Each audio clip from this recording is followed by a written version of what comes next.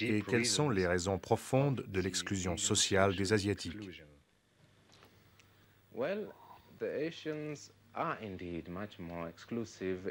Les Asiatiques sont en fait beaucoup plus exclusifs que les Africains et même que les Européens. Ils se mêlent moins facilement aux autres. Ce fait un lien profond avec leur vie culturelle. Le système des castes pratiqué en Inde a déterminé l'attitude des Asiatiques à l'égard des Africains.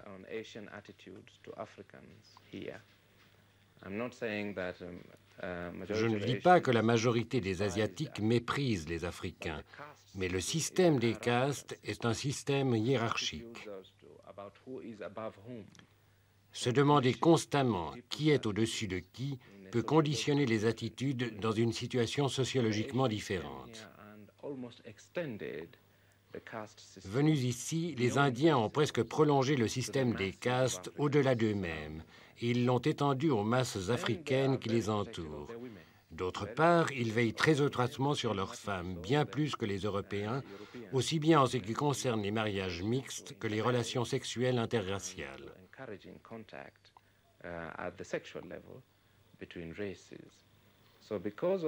Cette façon excessive de les protéger contre le prétendu danger de franchir la barrière de couleur ou même celle des castes a créé l'image d'un groupe refusant de se fondre avec ses voisins pour créer une nouvelle communauté politique et sociale.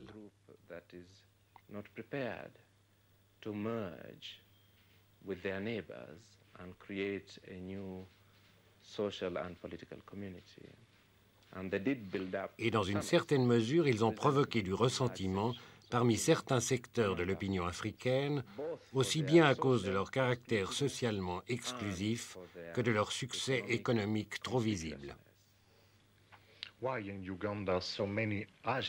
Pourquoi en Ouganda, tant d'Asiatiques ont-ils choisi la nationalité britannique à la veille de l'indépendance? L'attitude de ceux qui l'ont fait semble plutôt opportuniste. On s'est fait naturaliser non pas par amour d'un pays, mais comme on contracte une police d'assurance.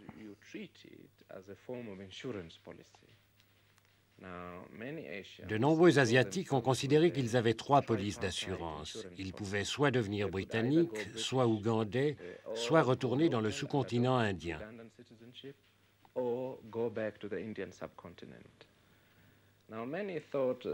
Beaucoup ont estimé que le parapluie de la protection britannique était la meilleure assurance. Ils pouvaient vivre en Afrique orientale tout en jouissant de cette protection. Très peu ont songé à s'établir en Grande-Bretagne.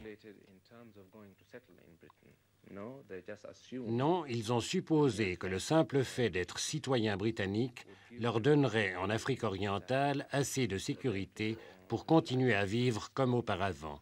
Ils ont parié et ils ont perdu.